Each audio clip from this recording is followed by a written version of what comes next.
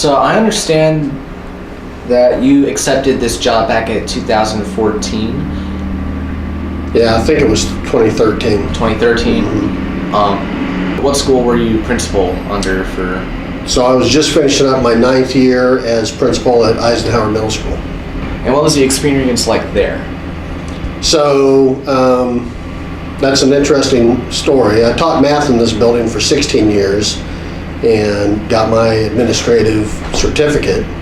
And the job at Eisenhower came open, and I applied for it simply because I wanted an interview experience. And so middle school was like the last place that I ever saw myself being, but I actually came out of that interview with a job offer. And so I took it, and those 9 years at Eisenhower were the best 9 years of my 31-year career. And what makes it the best 9 years of your career? So the first year was really tough because middle school kids are completely different. I had a great staff that really kind of helped me understand the middle school student, and I did a lot of research on brain development in 12, 13, and 14-year-olds. And once I understood that, the kids were just an absolute ball. They were quirky and they were funny, but once I understood that, then I learned how to love them and have fun with them, but still have an engaging learning environment, and the staff was just off the charts, outstanding. So you say about your relations with students, how are you able to carry that over into MHS? Yeah, so in the middle school environment, we had about 420 total students in 2 grades, 7th and 8th grade. So it would take me 9 weeks, but within 9 weeks, I knew the name of every single kid in that building and could have at least one small conversation with every student on a daily basis. At the high school, 2 campuses, almost 1,800 students. That was just a complete shift for me when I came up. So that's actually something that I really missed, is that I just didn't have the time, and there were just too many people to get to know as well on an individual basis. So that was really a tough thing to adjust to. And I recognize that. My next question about the students would be like, how are the relationships with high school students different than middle schoolers? Well, so high school students, you're young adults.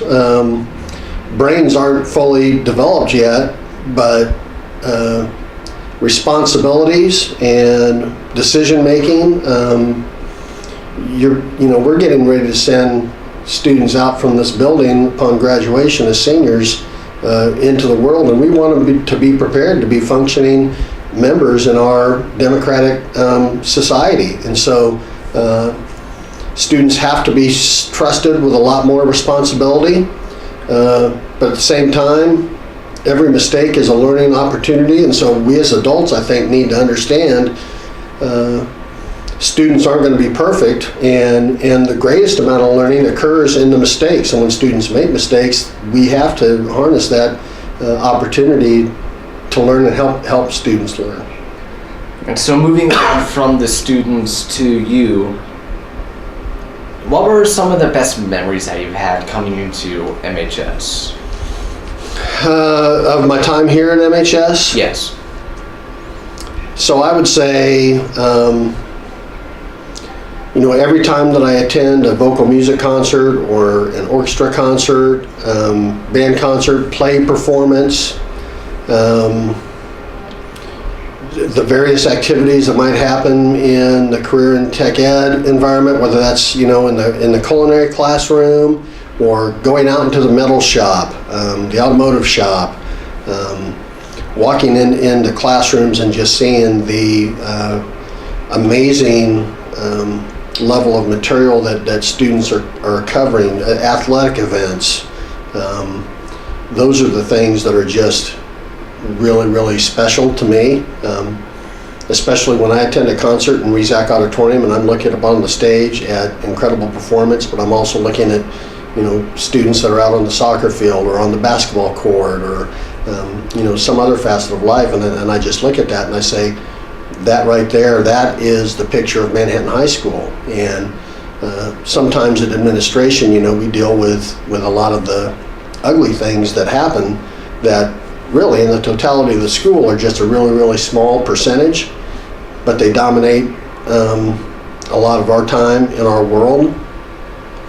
So being able to attend those events, and it takes a lot of time, but being able to attend those events reminds me and reinstills in me what the true flavor of Manhattan High School is.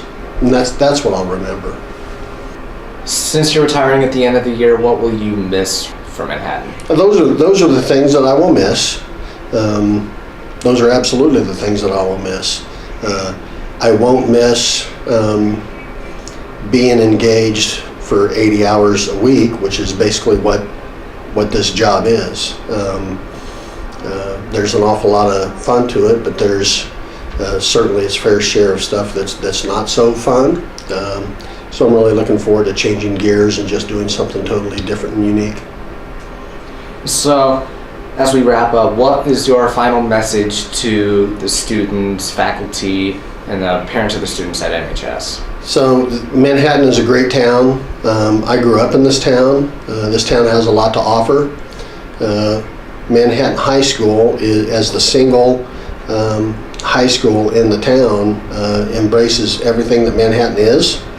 And it's an excellent school, but resting on excellence, eventually if you just sit back and enjoy the excellence, and that's all you do, you don't work hard at improving it or pushing those boundaries out, eventually that will disappear. So I just encourage the students and the staff and to continue to push for more and for better, because really none of us knows what our true ceiling is. And so the ceiling, I think, is always out there.